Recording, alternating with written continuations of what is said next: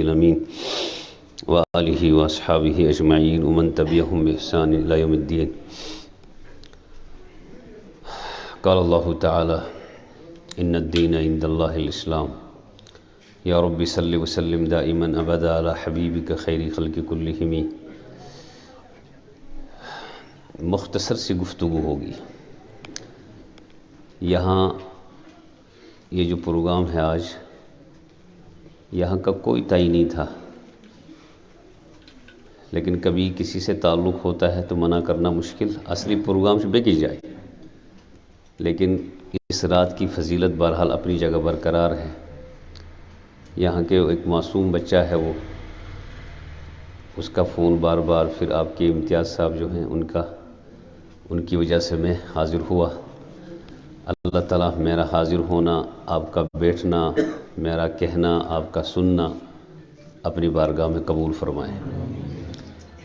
اور یہ ذہن میں بٹھانا ہے کہ یہ رات تقریر سننے کی، سنانے کی نہیں ہے.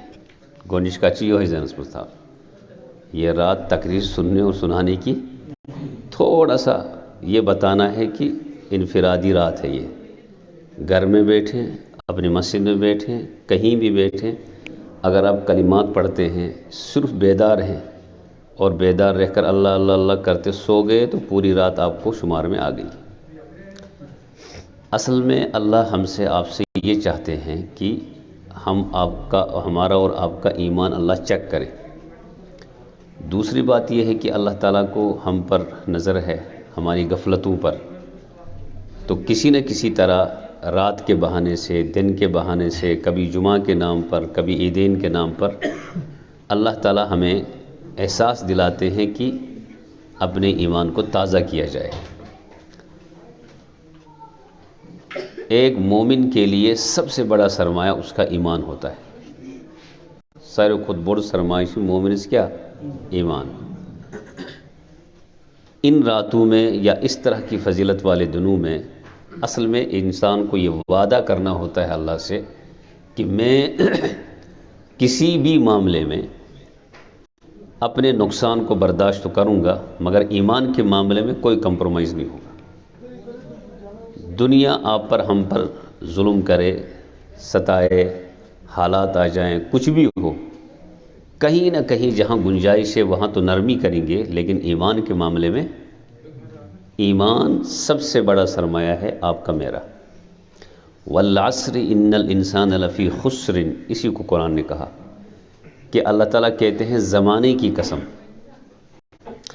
عام انسان بھی اگر تھوڑا سا غور و فکر کرے تو عام انسان بھی یہ سوچ سمجھ سکتا ہے کہ اس کو اللہ تعالیٰ کو قسم کھانے کی ضرورت نہیں ہے. اللہ کو جب قسم کھانے کی ضرورت نہیں ہے، پھر والعصر کہہ کر قسم کیوں کھاتے ہیں؟ اللہ تعالیٰ کیا قسم کھوان؟ قسم کھا کر اللہ تعالیٰ یہ بتلانا چاہتے ہیں کہ اللہ کی ہر بات جو ہے وہ غیر معمولی ہے، معمولی نہیں ہے. مگر قسم کھا کر جب بات ہوگی تو اس میں اور تاکید آ جائے گی، اس میں اور جو ہے بہتری آ جائے گی، لوگوں کو سمجھانے کے لیے کہ اعمال اپنی جگہ اور آپ کا اور ہمارا زندگی میں کام کرنا اپنی جگہ، لیکن زندگی کے کسی بھی موڑ میں اگر آپ رہیں اور آپ کے پاس خدا نخواستہ ایمان نہیں ہے تو آپ کی میری حیثیت پھر بحیثیت انسان کے کچھ بھی نہیں ہوگی. اسی لیے اگر ہم انسانوں کے گروہ کریں، تل کرو اس بڑی گروہ، ایک کافروں کا، ایک مسلمانوں کا. بحیثیت مسلمان، ایک مسلمان اور مومن اللہ کے محبوب بندہ ہوتا ہے اس وجہ سے کہ اس کے پاس ایمان ہوتا ہے. اس کے پاس کیا ہوتا ہے؟ ان راتوں میں اصل میں انہی چیزوں پہ غور کرنا ہے. پھر اس ایمان کو بڑھانے کے لیے اللہ تعالیٰ نے اعمال رکھے. اسی لیے آپ دیکھیں کہ جمعہ کے دن بھیڑ زیادہ ہوتی، عیدین میں بھیڑ زیادہ ہوتی. ہر ایک کے ذہن میں ہوتا ہے کہ ہم مومن ہیں، ان ایام کی اور ان راتوں کی فضیلت کسی نہ کسی طرح ہمیں حاصل ہونی چاہیے. حالانکہ ہم علم کے اعتبار سے کوتا ہیں، کمزور ہیں، ہمیں پتہ نہیں ہوتا کہ فضیلت کیسے حاصل ہونی چاہیے.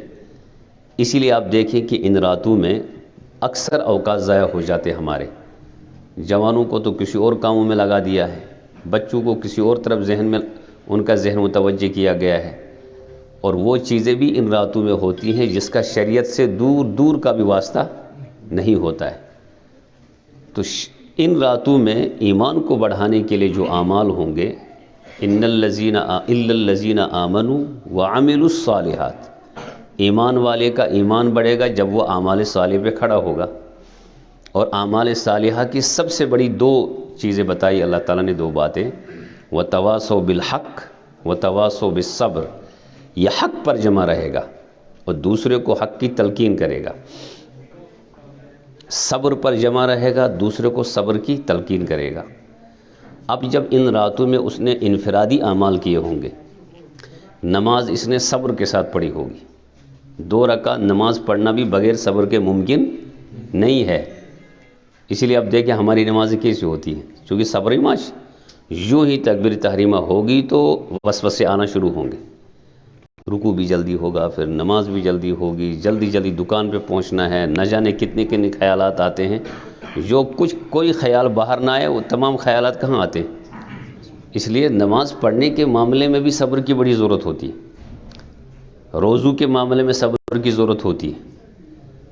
10 لوگوں کے اب ذہن میں یہ آ سکتا ہے، خدا نخواستہ رمضان کے روزے آگے کتنے گھنٹے شفا کو روزوں، یہ ذہن میں کبھی آ جاتا ہے. پھر شیطان وسوسہ ڈالے گا، بھائی کسی نہ کسی طرح بچاؤ، کسی طرح کچھ نہ کچھ بہانے کرو.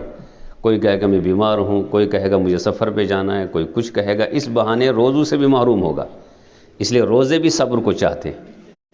اور شعبان میں تیاری کرنے کے لیے یہ اللہ نے موقع دے دیا کہ اس رات کو، اس سے پہلے اور اس کے بعد کچھ دن روزے رکھیں تاکہ رمضان کے روزے رکھنے میں کوئی پریشانی. اسی لیے اس موقع پر محمد رسول اللہ صلی اللہ علیہ وسلم تو مکمل طور پر کثرت سے روزہ رکھتے تھے. آخری ایام میں مناسب نہیں ہے روزے رکھنا، لیکن 15 دن کے بعد یا اس سے پہلے روزے رکھنے میں فائدہ ہی فائدہ ہے، اس اعتبار سے کہ رسول اللہ صلی اللہ علیہ وسلم کا عمل اور آپ کا طریقہ یہ رہا تاکہ رمضان کے روزے رکھنے میں کوئی پریشانی. تو ان راتوں میں ہمیں غور کرنا ہے کہ یہ ان راتوں میں ہمیں فضیلت کون سی حاصل ہوگی. سب سے بڑی چیز یہ کہ ان راتوں کے اعمال میں ایمان کا اضافہ ہوگا. ایمان کا کیا ہوگا؟ اضافہ. اب ایمان کا اضافہ ہونے کے لیے کون سے اعمال ہیں؟ جیسے ایک روایت آتی ہے، دیکھیے کچھ اعمال تو ایسے ہیں الحمدللہ اس سے ہم، جو غلط اعمال ہیں، غلط طریقہ ہے، اس سے ہم بچے ہوئے ہیں. مثلا الحمدللہ کوئی شراب پینے والا نہیں ہے، شراب مسلمان تو نہیں پیتا.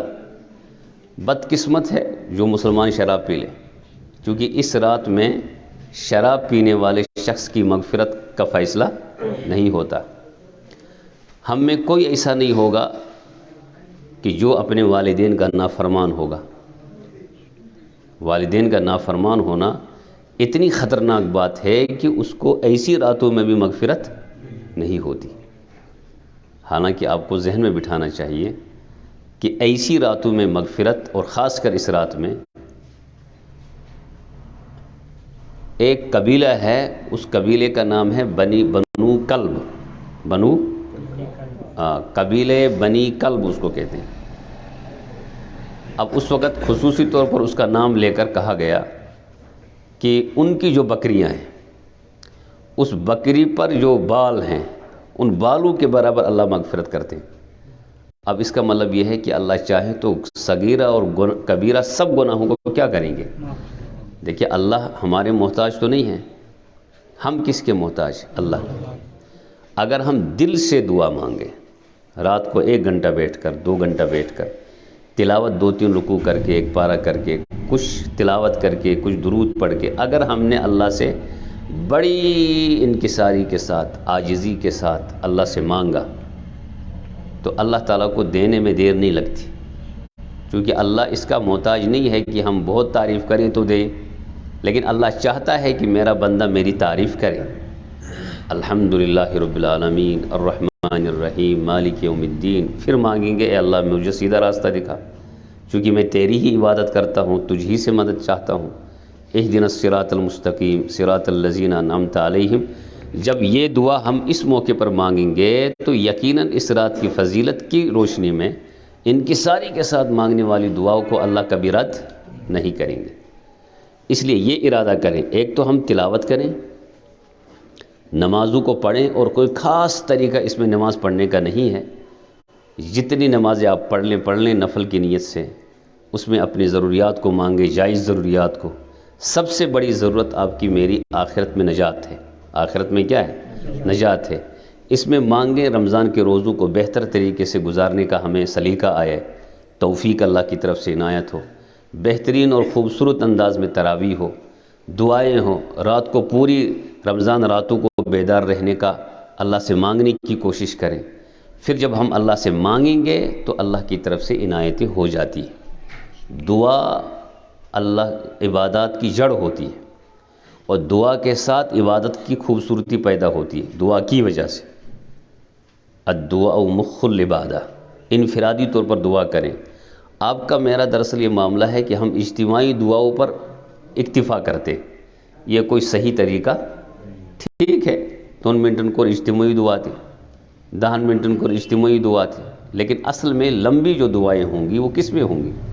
انفرادی دعاؤں میں، انفرادی دعا ہو، اس میں آپ اپنی مرضی سے جو مانگنا چاہیں وہ جیسے آپ چاہیں، کشمیری میں مانگے، اردو میں مانگے، عربی میں مانگے، جس طرح آپ مانگیں، اللہ کو آپ کی ادائیں چاہیے۔ انکساری کے ساتھ، عاجزی کے ساتھ مانگا جائے تو اللہ دینے میں دیر۔ یہ جو قرآن کی آیت ہے ادعونی استجب لکم، اس کا ترجمہ ہے ادعونی، اللہ تعالیٰ کہتے ہیں مجھ سے مانگو۔ اب یہ تو اللہ نے نہیں فرمایا شب برات کو مانگو، کسی بھی وقت مانگو، دن کو مانگو، رات کو مانگو، جب چاہو تب مانگو۔ استجب لکم، میں تمہاری دعاؤں کو قبول کروں گا اور میں تمہیں دوں گا۔ ہمارے ایک بڑے عالم نے لکھا کہ ادعونی کے بعد واو ہونا چاہیے، کیا ہونا چاہیے؟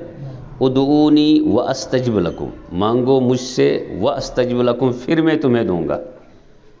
کٲشِر پٲٹھۍ ییٚلہِ تُہۍ مٔنگِو أتی دِمہٕ بہٕ، ادعونی استجب لکم، اس کے بیچ میں واو نہیں ہے۔ تو اس میں حکمت یہ بتائی ہمارے علماء نے کہ اللہ تعالیٰ کہتے ہیں کہ ادعونی، میرا بندہ مجھ سے مانگے۔ اگر اس کو مانگنے کا سلیقہ آ جائے اور بڑی انکساری کے ساتھ، عاجزی کے ساتھ، جس طرح مانگنا ہے اللہ کو، اور جس طرح اللہ کی کیا ہے شان، اس اعتبار سے اگر ہم مانگیں تو اللہ تعالیٰ دینے میں اتنی بھی دیر نہیں کریں گے جتنی واو پڑھنے میں دیر لگتی ہے۔ واو پڑھنے میں کتنا وقت خرچ ہوتا ہے؟ کچھ نہیں، تھوڑا سا۔ واستجب لکم، واو پڑھنے میں کیا لگا؟ لیکن قرآن میں واو موجود نہیں ہے، تو یہ اللہ تعالیٰ آپ کو اور مجھے سکھا رہے ہیں وہاں سے، فَاذْكُرُونِی، مجھے یاد کرو، اذکرکم، تو میں کیا کروں گا۔ ہمارے کشمیر میں بار بار کہتے ہیں خدا شش مشتی گمت، نعوذ باللہ من ذالک۔ یہ کتنی خطرناک بات ہے۔ یہ نہیں سوچتا یہ بندہ کہنے والا میں نے ہی کس کو بلا دیا ہے، لیکن اللہ کی ذات یہ کہ جو یہ کہتا ہے اللہ کو، اللہ نے ہمیں بلایا، مگر وہ دن میں 2 دفعہ کھانا بھی تو کھاتا ہے، وہ چل بھی رہا ہوتا ہے، اس کی عقل بھی ٹھیک ہوتی ہے، اس کا دماغ بھی ٹھیک ہوتا ہے، اس کی صحت بھی ہوتی ہے، اس کو یہ احساس نہیں کہ میں کیا کہہ رہا ہوں۔ اللہ تعالیٰ پکڑ نہیں کرتے ہیں ان جملوں کے باوجود بھی، یہ اللہ کا کتنا بڑا کرم احسان ہے۔ حالانکہ ہم بڑے خراب جملے بھی کبھی کبھی کہہ دیتے ہیں۔ ایسی راتوں میں اللہ سے معافی مانگنی ہے اور اللہ سے کہنا یا اللہ پورے سال ہم نے غلط جملوں کا استعمال کیا، ہماری غلط عادات رہی، ہم نے نمازیں ترک کر دی، ہم نے روزوں کو ترک کر دیا، ہم نے کاروبار شروع کیا تھا وہ بھی غلط کیا، اس میں ہم نے جھوٹ بولا، اس میں امانت میں خیانت کی۔ ایسی راتوں میں یہ تمام گناہوں کا اقرار کر کے پھر اللہ سے جب ہم مانگیں گے تو اللہ یقیناً گناہوں کو معاف کریں گے، اور پھر اعمال کی طرف آ جائیں گے۔ اعمال، قرآن نے ایک اصول دے دیا کہ جب ایک انسان گناہ اس کی زندگی میں آ جاتے ہیں، سیئات کی طرف جاتا ہے، پھر اس کو ذہن بنا کہ میں گناہوں کو چھوڑ کر اعمال کی طرف آ جاؤں گا، اعمال صالحہ کی طرف، تو ان الحسنات یذہبن السیئات، اگر آپ حسنات اپنی زندگی میں کرتے ہیں، اعمال صالحہ اپنی زندگی میں لاتے ہیں، تو شریعت کا اصول یہ ہے کہ وہ اعمال صالحہ گناہوں کو مٹا دیتے، گناہوں کو کیا کرتے ہیں؟ مٹا دیتے۔ کبھی کاپی پہ جو بچے غلط لکھتے ہیں اوپر سے کبھی اس کو مٹا دیا جاتا ہے، پھر اسی جگہ لکھا جاتا ہے۔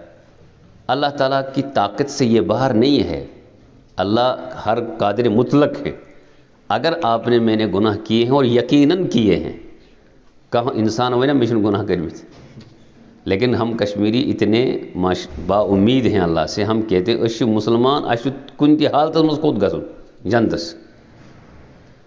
ٹھیک ہے، یہ امید ہے، مگر یہ شریعت کے خلاف امید ہے. یہ تو آپ کی میرے ذہن کے مطابق اللہ تعالیٰ ہمیں جہنم میں نہیں ڈالیں گے، ہمیں کہاں ڈالیں گے، لیکن شریعت یہ نہیں کہتی ہے. شریعت کہتی ہے دو چیزوں کو لے کے چلنا پڑے گا آپ کو. کس چیز؟ چیز. ایک تو اللہ سے خوب ڈرتے رہے، ڈر اس کا کہ اگر اللہ نے پکڑ کی تو جہنم میں ڈال سکتے ہیں، اور اللہ سے امید بھی رکھے کہ اللہ تعالیٰ گناہوں کو معاف کر کے کہاں ڈال دیں گے. لوگوں کی کئی قسمیں ہوں گی. ایک تو یہ کہ صرف گناہ گار ہوں گے، تو صرف گناہ گار ہوں گے تو عدل کا تقاضا یہ ہے کہ ان کو جہنم میں جانا ہے، اور صرف حسنات والوں کو اللہ کہاں ڈال دیں گے؟ جنت میں ڈال دیں گے. اور ایک طبقہ وہاں یہ ہوگا کہ جو جس کے گناہ اور جس کی حسنات برابر ہوں گی. کیا ہوں گی؟ برابر ہوں گی. ان کو نہ جہنم کا فیصلہ ہوگا نہ جنت کا. قیامت تک کوئی فیصلہ نہیں ہوگا. قیامت کے بعد جب ان کا فیصلہ ہوگا کہ اب اللہ تعالیٰ اپنے عدل کے ساتھ، اپنے عدل کو بھی اللہ تعالیٰ کا عدل اپنی جگہ، اللہ کا فضل اپنی جگہ، حسنات کے اعتبار سے تو وہ جنت کے مستحق ہیں اور گناہوں کے اعتبار سے وہ جہنم کے مستحق ہیں. لیکن ہمیں یہ امید رکھنی ہے کہ نیکیوں کی پاداش میں، نیکیوں کی بدولت اللہ ان لوگوں کو کہاں ڈال دیں گے؟ جنت میں ڈال دیں گے. لیکن یہ کہنا کہ ہم گناہ کرتے رہیں اصرار کے ساتھ، غیبتیں بھی کرتے رہیں، جھوٹ بولتے رہیں، تہمتیں لگاتے رہیں، ایک دوسرے کے خلاف چغل خوری بھی کرتے رہیں، مسجد کا انتظام بھی خراب کریں، انتشار میں مبتلا ہوں، سڑکیں خراب ہوں، دکانداری خراب ہو، تجارت خراب ہو، پھر بھی امید رکھیں کہ کہاں جائیں گے، یہ ہے کم عقلی. ہم دنیا میں ایسے موقع پر بچ نہیں پاتے ہیں. بڑوں سے جب غلطیاں کرتے ہیں تو اللہ تو اور غیور ہیں. اللہ تو اپنے بندوں کو پیدا ہی اللہ نے اس لیے کیا ہے کہ ایمان کے بعد ان کو آزمایا جائے گا. قرآن تو صاف کہتا ہے کہ اگر ہم نے ایک بندے کو ایمان دیا ہے، وہ یہ نہ سمجھے کہ اس کو آزمایا نہیں جائے گا، اس کو پھول نہیں برسائے جائیں گے. ایمان والے کو آزمایا جائے گا. ایمان والے کو کیا کیا جائے گا؟ آزمایا جائے گا. اور جو جتنا اللہ کے قریب آئے گا اس کو اتنا ہی آزمایا جائے گا. دیکھیں یوسف علیہ السلام نے خواب دیکھا. ان کا خواب ایسا تھا جو اللہ کے قریب کرنے والا تھا ان کو. تو ابو نے ان کے سمجھ لیا، حضرت یعقوب علیہ السلام نے، کہ خواب ایسا ہے کہ بشارت ہی بشارتیں ہیں، مگر بچہ ابھی چھوٹا ہے. تو یہ کہہ دیا کہ اس کا خیال رکھنا، اپنے بھائیوں کے پاس نہ بولنا. تو پیغمبر کو ایک نظر ہوتی ہے، اگر انہوں نے اپنے بھائی کے پاس اس کا تذکرہ کیا کہ اس کا انجام کیا ہوگا، اس کا انجام صحیح نہیں آئے گا. لیکن تکوینی نظام یہ تھا کہ انہوں نے کہہ دیا. ایسی آزمائش آ گئی بظاہر، آزمائشوں سے گزر کر ایک لمبے عرصے کے بعد اللہ تعالیٰ نے ان کو وزیر خزانہ بنایا. ادھر سے پیغمبر تو تھے ہی. تو ایمان والا جو ہوتا ہے اور ان میں جو اللہ کے قریب ہوتے ہیں ان کو زیادہ ہی آزمائش ہوتی ہے. اور اس کو آسان سمجھنا ہے اس سے بھی زیادہ کہ بچے 2-3 ہیں کسی ماں کے لیے، ماں اور باپ اسی بچے کو زیادہ تنبیہ کرتے ہیں جو بچہ ان کے کیا ہوتا ہے زیادہ، کبھی ان کو پیٹ بھی دیتے ہیں، کبھی ڈانٹ بھی دیتے ہیں. اس کے دل و دماغ میں یہ ہوتا ہے باپ کے کہ کہیں یہ بچہ خراب، اگر دوسرا زیادہ نہیں کرتا ہے ادھر ادھر، کم از کم اس بچے کو ہم لے کے چلیں. سوال یہ ہے کہ جب ایمان والا اللہ کے قریب ہوتا ہے اس کو آزمائشیں آئیں گی. اس کو کیا آئیں گی؟ ایک اصول ذہن میں بٹھا لیں کہ ایمان والے کو آزمائشیں ضرور آئیں گی. اب ایمان والے تک ہے کہ اس آزمائش میں وہ ثابت قدم رہے گا یا اللہ سے شکایت کرے گا. اگر اس نے اللہ سے شکایت کی تو معاملہ خراب ہوگا. اور اگر ایمان کے بعد آزمائشوں میں آ گیا ایک انسان اور اس کے بعد وہ اس میں ثابت قدم رہا، پت کیا رو دی؟ ثابت قدم روزنو کیا مطلب گو؟ ثابت قدم روزنو مطلب گو کہ کسی بھی حال میں اس نے اللہ کے در کو نہیں چھوڑا. اس کو دکان چل رہی تھی تب بھی اللہ کا شکر، دکان نہیں چل رہی ہے تب بھی اللہ کا، دکان کے پاس گاہک آ رہا ہے، اس کو موقع ہے جھوٹ بولنے کا. اس کو معلوم ہے کہ یہ گاہک جو ہے اگر میں اس کو 1000 روپے بھی کہہ دوں تو یہ 900 نہیں کہے گا، اور اس نے اس کی شرافت کا غلط فائدہ اٹھا کر اس نے جھوٹ بول دیا، معاملہ خراب. لیکن اس کو پتہ ہے کہ مجھے جواب کس کے پاس دینا ہے؟ اللہ کے پاس دینا ہے. اس نے بہترین ریٹ بتائی، نفع مناسب بتایا اور حلال طریقے سے اس نے کمایا. تو جب یہی پوری زندگی وہ کرتا رہا، سچ اور امانت میں خیانت نہیں کی کسی بھی حال میں، تو محمد رسول اللہ صلی اللہ علیہ وسلم فرماتے ہیں کہ یہ دکاندار قیامت میں نبیوں کے ساتھ اٹھیں گے. کس کے ساتھ؟ تو شب قدر اور شب برات اور اس جیسی راتوں کے میں ہمیں دراصل اللہ سے یہ وعدہ کرنا ہے، یا اللہ یہ تو ایک رات ہے، اس میں ہمیں آپ سے وعدہ کرنا ہے. دکاندار ہوں میں کمپنی چلاتا ہوں، میں ملازم ہوں، میں امام ہوں، میں مقتدی ہوں، کچھ بھی ہوں، لین دین ہر انسان کا انسان کے ساتھ رہتا ہے. یا اللہ 2 چیزوں کا میں خیال رکھوں گا، اور اللہ تجھ سے وعدہ کرتا ہوں، ایک تو میں جھوٹ نہیں بولوں گا، ایک تو میں جھوٹ، اور میں امانت میں کبھی خیانت نہیں کروں گا. جب یہ 2 چیزیں زندگی میں آ جائیں گی اور شب برات کو اللہ سے وعدہ کیا جائے گا، یہ کیسے ممکن ہے کہ ہم اللہ کا وعدہ پورا کریں اور اللہ ہمارا وعدہ پورا نہ کرے؟ یہ کیسے ممکن ہے؟ اللہ تو کسی بھی انسان کے ساتھ زیادتی کرے گا ہی نہیں قیامت کے دن. اللہ کافروں کے ساتھ بھی زیادتی نہیں کرے گا، اللہ کافر کے ساتھ بھی کوئی ظلم نہیں کرے گا. لیکن لوگ سمجھتے ہیں کہ کافروں کو ہمیشہ جہنم میں ڈالے گا تو شاید وہ ظلم ہوگا، اور یہ نہیں سوچیں گے کہ زندگی میں 60 سال گزارے ہیں، اس نے ہمیشہ اللہ کا کیا کرتا رہا؟ وہ انکار کرتا رہا، تو وہ اس نے خود ہی اپنے اوپر ظلم کیا ہے. منافقین اور کافرین اور مشرکین خود ہی اپنی ذات پر ظلم کرتے ہیں. یخادعون اللہ، یہ لوگ سمجھتے ہیں کہ ہم اللہ کو دھوکہ دیتے ہیں. والذین آمنوا، اور ان لوگوں کو دھوکہ دیتے ہیں جنہوں نے ایمان لایا ہے. وما یخدعون الا انفسهم وما یشعرون، یہ اپنی ذاتوں کو دھوکہ دیتے ہیں، پانسی دھوکے دیوان. اس لیے یہ جو راتیں ہیں اس میں بڑے گناہوں میں کچھ گناہ ایسے ہیں کہ جس میں انسان اگر مبتلا ہو ان کو معافی ایسی راتوں میں بھی نہیں ہوتی. جیسے والدین کا نافرمان، شراب پینے والا، جناب والا، 2 مسلمانوں کو لڑانے والے، اختلاف پیدا کرنے والے، ایسے لوگ تو اللہ کے یہاں معاف ہونے والی چیزیں نہیں ہوتی جو ایسے گناہ ہوتے. اس لیے مضبوط ترین انداز سے اللہ سے معافی مانگنی ہوتی ہے. جب ایک انسان کتنے بھی گناہ کیا ہو، اس نے ایسی راتوں میں یا عام راتوں میں جب اللہ کے سامنے معافی کی نیت سے آئے گا تو کیا آپ سمجھتے ہیں اللہ معاف نہیں کریں گے؟ آپ اور ہم کمزور ہیں. یہ لکھا سے 50 ورین ملازمت کران، 60 ورین سو ملازمت کران، پچ سو ریٹائر گسان. عام طور پر ملازمتیں، اور لوگ تو اسی میں خوش رہتے ہیں ملازمتوں میں. حالانکہ بہتر چیز یہ ہے کہ جوانوں کو سکھایا جائے تجارت کیا ہے. جوانوں کو کیا سکھایا جائے؟ تجارت سکھائی جائے. تو تجارت میں اپنی برکتیں ہوتی ہے، ایک الگ عنوان ہے باضابطہ، کبھی اس کو سمجھنا ہے کسی عالم سے. تو یہ جوان جب ملازم بنا، 60 سال کے بعد ریٹائر ہو گیا، یقیناً ریٹائر ہونے کے بعد ان مومن کے دل و دماغ میں یہ بات ضرور آتی ہے کہ مشی گناہ کرمت وریا، دفتر صحیح نہیں گیا، رشوت بھی لی ہوگی، سود کا بھی استعمال کیا ہوگا، کبھی آفیسر ہے تو ڈانٹا بھی ہوگا میں نے 10 لوگوں کو، کبھی گالی بھی زبان سے نکالی ہوگی. یہ خیالات آتے ہیں نا ریٹائر ہونے کے بعد. اب یہ گناہ جب اس کے سامنے آئیں گے تو اس کا ایک ہی علاج وہ سمجھتا ہے کہ بہترین طریق شی کہ بگس مشید بمنگ خدا اس کیا چھنا یہ فیصلہ کرنا، یہ ملازم یہ ام سن فیصلہ صحیح کہ غلط چھنا صحیح. اب یہ آتا ہے مسجد، امس نفر آسان پیاران، یہ کار یہ مشید تو بہ ون امس ون تین سود کھیوان وہ آو مشید. یہ کس ونان؟ یہ کوشر ونان پنسے کوشرس بٲیس.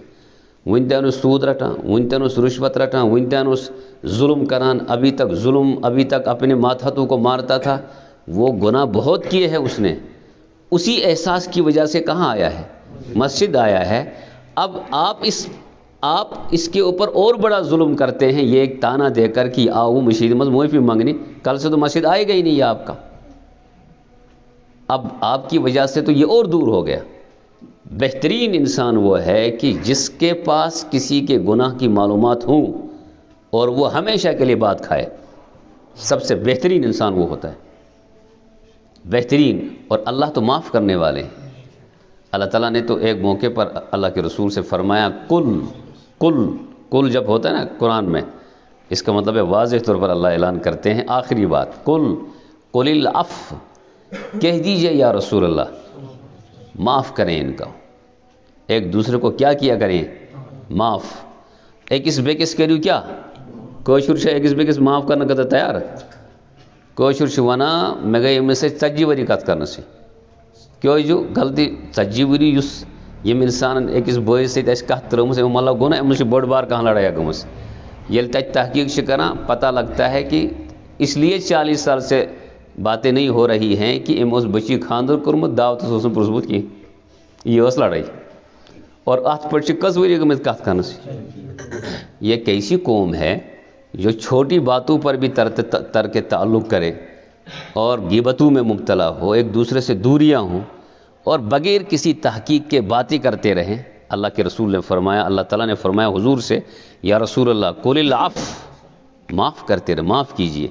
یہ جو معاف کرنے کا اصول اللہ تعالیٰ نے دیا، اس کا مطلب یہ ہے کہ انسان سے غلطیاں ہوں گی، سرزد انسان ہی سے غلطیاں ہوں گی، معاف بھی کس کو کرنا ہے؟ انسان ہی کو کرنا ہے۔ اور اس کے بعد اللہ تعالیٰ نے کہا اللہ یا رسول اللہ ایک تو معاف کریں، دوسرا یہ دیکھیں کہ آپ کے پاس اگر دین کی کوئی بات ہے اور آپ کو لگ رہا ہے کہ کوئی غلطی کی طرف جا رہا ہے، اس کو لان تان نہ کریں۔ یہ مینوس آج تین سود کھوان، آج تین رشوت رٹان، آج تین یہ کران، آج تین نماز ایوان، نہ وہ صبح نماز ایوان، نہ وہ زورس ایوان، آج آمد نماز۔ یہ سب چیزیں اچھی چیز نہیں ہیں، بلکہ ان کو یہ کہیں کہ جیسے بہت سارے جوان جو ہیں شب برات ہی کو جمع ہو جاتے ہیں، عام دھومز ماں اس مشیدیز برت یہ کارچیواں، یہ شب برات کی فضیلت کا کھینچاؤ ہے، جمعہ کے دن زیادہ جمع ہوتے ہیں، یہ تو اچھی بات ہے، کوئی غلط بات تھوڑا ہی ہے، لیکن یہ بھی غلط بات ہے کہ باقی دنیں نہ آ جائے، باقی دنوں میں نہ آ جائیں، وہ کوئی اچھی بات۔ لیکن اگر ایک جوان اسی دن آ گیا، اب دوسرے نے پکڑ لیا ہے، اب وہ انتظار کہتے اس کو آج تان کن آج تان اتھی سکن جائے یہ دے ول کینچ نہ آج تے واپس گو ام نشتی کیا محروم۔ آدمی کو مثبت بننا پڑے گا، آدمی کو کیا بننا پڑے گا؟ مثبت۔ یہ بہت خراب بات ہے کہ ہم شب برات ہی کو آ جائیں، جمعہ ہی کے دن آ جائیں۔ بدقسمت انسان کچھ لوگ ایسے بھی ہوتے ہیں یم عیز دو ایمان یا یم تم سے پیارا کہاں ہماری اتی گسو کوت جنازس، اس سے بدقسمتی کیا ہو سکتی؟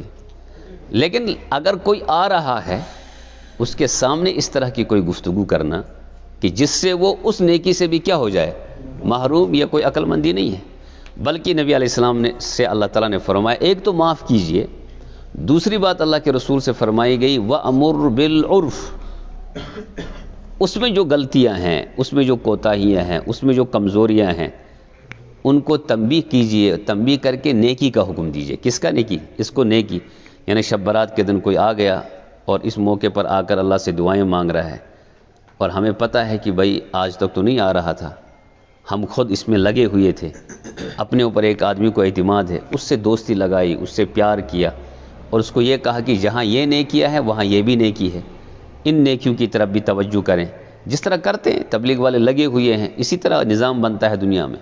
مثبت انداز سے اگر آپ کام کریں تو کام ہوگا، تنقیدوں سے کبھی کوئی کام نہیں ہوا ہے، تنقید سے ہوتا ہی نہیں کبھی کام، ڈنڈوں سے تھوڑے کام ہوتا ہے۔ اب تو قانون بن گیا، آپ بچوں کو مار ہی نہیں سکتے، مجھے گوٹ پٹھے ویسے قانون استاد نا بچن لائن، یہ کوئی صحیح طریقہ تو ہے ہی نہیں۔ باپ اپنے بیٹے کو مارے گا، کب تک مارے گا؟ جتنا مارے گا اتنا وہ ضدی بنے گا، اتنا وہ کیا بنے گا؟ اسی لیے ہمارے علماء کہتے ہیں جب چھوٹا بچہ پیدا ہو جائے اس بچے کو اپنا بادشاہ بناؤ، وہ اس کے تم غلام بن جاؤ، اس کے تم کیا بن جاؤ؟ بچس بنو مالس پہ پنہ لکوٹ بچ اس آسی مول بنی تمس خطر غلام۔ غلام کا کیا مطلب ہے؟ چھوٹا بچہ اپنے باپ کو جیسے استعمال کرنا چاہے کرتا ہے، کبھی سر پہ آ جاتا ہے، کبھی کاندھوں پہ چڑھتا ہے، کبھی داڑھی کھینچتا ہے، کبھی زخمی دیتا ہے، مول سے امس کے ونان یہ کس کو کیا جاتا ہے؟ غلام کو، تو مول بن آمد امس کیا؟ اور یہی طریقہ صحیح ہے۔ لیکن جو ہی یہ بچہ بڑا ہو جائے گا 8 سال 9 سال 10 سال کا، اب اس بچے کو غلام بنانا پڑے گا، اب اس بچے کو کیا بنانا پڑے گا؟ اب الٹا آپ بنیں گے بادشاہ. خبردار یہ غلطی ہے، خبردار یہ نہ کریں. اس کو دیکھتے رہیں، اس کے بیگ کو چیک کریں، اس کے اسکول کے نظام کو چیک کریں کہ ٹیچر کیا پڑھا رہا ہے. اس سے پوچھے شام کو آ کر آپ نے آج کیا پڑھا، کتنے سبجیکٹ ہیں. میں نے اپنے مکتب کے بچوں سے پوچھا کتنے سبجیکٹ ہیں آپ کے یہاں. دماش اور سبجیکٹ گنزراوانش، انگلش، میتھ، ہسٹری، کیا تھا. میں نے کہا ایک سبجیکٹ چھوٹ رہا ہے، ذرا دیکھو. چونکہ دیکھیے جیسا آپ کو تصور دیا جائے گا نا وہی آپ کے ذہن میں رہے گا. ان کو میں نے کہا نا تم سے نا نس تو پتہ ہی سکول میں یہ سبجیکٹ میں تم نے ایک سبجیکٹ چھوٹا جا رہا ہے. میں نے کہا ایک سبجیکٹ ہے جو آپ کا وہ ہے قرآن. کیا ہے؟ تو اچھا ذہنس مس تو بچن پرسان سکولس مز کتنے سبجیکٹ آپ کو جو وہ پڑھاتے ہیں وہی ہے. ہمارا ایک سبجیکٹ بچوں کا ہمیشہ سکول میں یہ رہتا ہے کہ قرآن. سکول والے قرآن نہیں پڑھاتے، مسلمان ہو کر بھی توجہ نہیں ہوتی اس طرف. لیکن درسگاہ میں تو قرآن پڑھایا جاتا ہے نا. صبح بھی درسگاہ میں قرآن پڑھائیں گے، شام کو بھی پڑھائیں گے. ہم یہ کہیں گے کہ ہمارے 9 سبجیکٹ ہیں. البتہ ایک سبجیکٹ ہم یہاں نہیں پڑھتے ہیں سکول میں بدقسمتی سے. وہ سبجیکٹ ہم کہاں پڑھتے ہیں؟ درسگاہ میں پڑھتے ہیں. بچوں کے ذہن میں اگر یہ ڈال دیا 9 سبجیکٹ تو قرآن ذہن میں رہے گا نہیں رہے گا. ہم نے کبھی نہیں کیا اپنے بچوں کو یہ. تو بچے کو تنبیہ کرنا، کتابیں چیک کرنا، اس کا بیگ چیک کرنا، اس کا کمرہ چیک کرنا، یہ باپ کی ذمہ داری ہے. 9 سال، 10 سال، 11 سال، 12 سال، 13 سال کی عمر میں. اور پھر جب یہ بچہ بڑا ہو جاتا ہے 20 سال کا تو اب اس کو اپنا دوست بنائیں گے. کیا بنائیں گے؟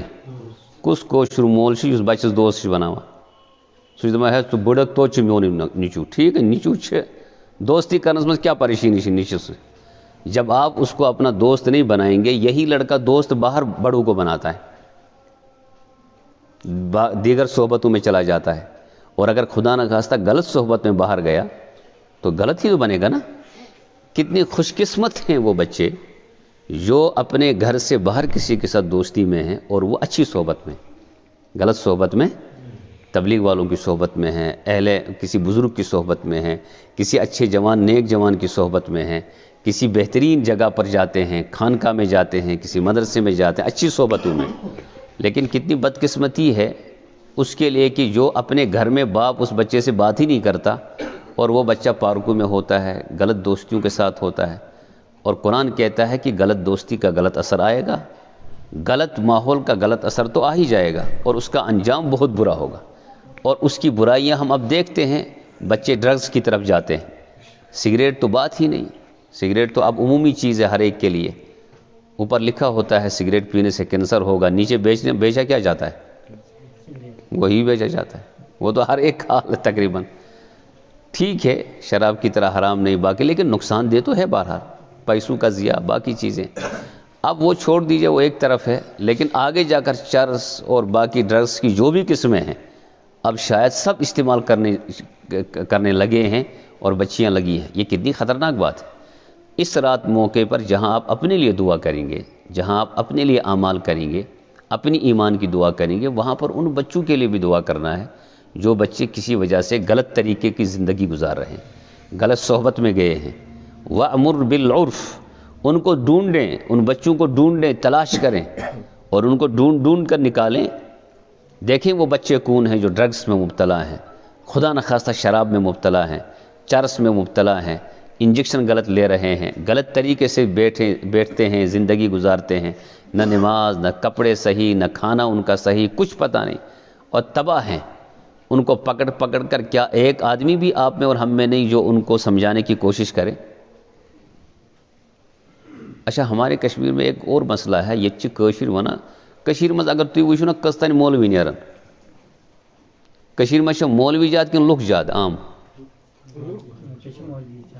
ونکس مولوی جات مے چھنہ باسان اگر تھی مولوی گنزرٲیِو کتیا مولوی نیرن تُہۍ چھِو مولوی امہِ موٗجوٗب زیادٕ وَنان تُہۍ چھِو ریش وٲلِس وَنان مولوی تُہۍ چھِو نا تُہۍ چھِو یُس تہِ کٔشیٖرِ منٛز ریش تھایہِ سُہ کیٛاہ بَنیو یہِ چھِنا غلط فہمی ریشُک تعلق ما چھُ مولوی صٲب سۭتۍ ریش ہر مُسلمانَس سۭتۍ البتہ عٲلِم بَنُن چھِنہٕ ہر کٲنٛسہِ ضروٗری دیٖنٕکۍ ضروٗریات ہیٚچھِنۍ چھِ ہر کٲنٛسہِ ضروٗری حلال کیٛاہ گوٚو حرام کیٛاہ گوٚو یہِ چھِ ہر مُسلمانَس ہیٚچھُن کیٛاہ بوٚڑ عٲلِم بَنُن ہر کانٛہہ علم حدیث علم فقہ ہر کانٛہہ چیٖز پَرُن چھِ بہرحال علاقس مز گژھِ کانٛہہ اکھ عٲلِم 2 عٲلِم 3 عٲلِم گژھن آسٕنۍ اور یہِ چھِ کمٕے کٔشیٖرِ منٛز اگر حقیٖقی مانس منٛز وٕچھو نا عٲلِم نیرن کٔژ تانی باقٕے بولن وٲلۍ چھِ واریاہ کتھ کرن وٲلۍ چھِ واریاہ آسان تۄہہِ توٚرُو فِکرِ مےٚ چھُ یہِ وَنُن کہِ أسۍ چھِ عوام یُس أسۍ چھِ تُہۍ تہٕ بہٕ أسۍ چھِ وَنان کہِ ہر کانٛہہ کٲم چھِ مَٹہِ مولوی صٲبس 10 مولوی چھِ کُل کٔشیٖرِ منٛز یِم کۭتیاہ کامہِ کران ڈرٛگسَس پٮ۪ٹھ تہِ کران یِہوٚے کٲم اِمامت تہِ کران یِمَے تقریٖر تہِ کران یِمَے فلٲحی کام تہِ کران یِمَے تُہۍ تہٕ بہٕ تیٚلہِ أسۍ کَمہِ خٲطرٕ چھِ تیٚلہِ أسۍ چھِ بتہٕ کھٮ۪نہٕ خٲطرٕ خٲلی یہ صحیح نہیں ہے یہ بھی غلط سوچ ہے ہمیں اپنی سوچ اس طرح بنانی ہے کہ مولوی صاحب کو رکھیں گے سامنے ہم سب مل کر کیا کریں گے کام جب تک اجتماعی طور پر کوئی کام نہیں ہوتا ہے تب تک اللہ کی مدد نہیں آتی ہے ید اللہ علی الجماع ییٚلہِ امام نماز پرنایہِ تیٚلی چھُنہ سُہ امام اگر پٔتۍ کِنۍ کٕہٕنۍ مُقتدی اوس نہٕ یہِ کیٛاہ چھِ تیٚلہِ یہِ چھِ پانسٕے پران تیٚلہِ نماز ییٚلہِ مُقتدی چھِ تیٚلی چھِ امام اور امام ایک ہی بنے گا نا تو اس کے پیچھے ہم سب کھڑے ہو جاتے اجتماعیت اسی کا نام ہے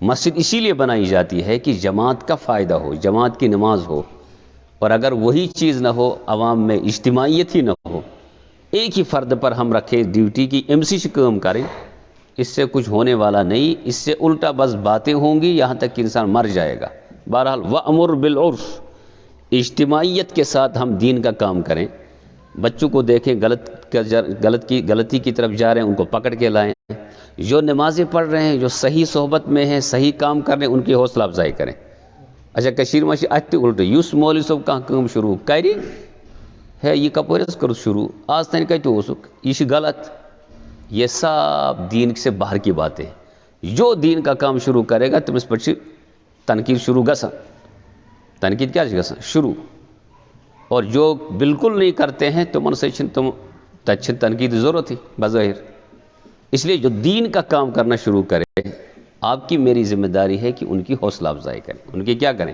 وَأْمُرْ بِالْعُرْفِ غلطیوں سے خود بھی رکیں دوسروں کو بھی کیا کریں روکنے کی کوشش کریں اور ایک مرحلہ زندگی میں ایسا آتا ہے کہ انسان سے دپان کی بہٕ سمجھاوان یہ مگر یہ مانا وانا وَأَعْرِضْ عَنِ الْجَاهِلِينَ وَأَعْرِضْ عَنِ الْجَاهِلِينَ جنہوں نے یہ طے کر رکھا ہے کہ ان کو نبی کی نہیں ماننی ان کو قرآن کی نہیں ماننی ان کو حدیث نہیں ماننا انہوں نے زندگی ایسی ہی گزارنی ہے کفر میں تو اور وہاں پر لگے کہ آدمی کا اپنا ہی وقت ضائع ہو رہا ہے تو اس کے ساتھ بھی لڑنے کی اجازت اس کے ساتھ بھی فتنہ کرنے کی اجازت نہیں اس کو سمجھاتے رہنا ہے طریقے سے خود الگ رہنا ہے خود کیا کرنا ہے تاکہ دین پر کوئی آنچ نہ آ جائے دیکھیے کافروں کے اوصاف میں پہلا وصف یہ ہے کہ وہ آخرت کو ترجیح نہیں دیتے ہیں تو مجھے دنیا سے ترجیح دیوان اور دوسرا وصف ان کا یہ ہے کہ وہ دین کے کام کرنے والوں کے رکاوٹیں پیدا کرتے ہیں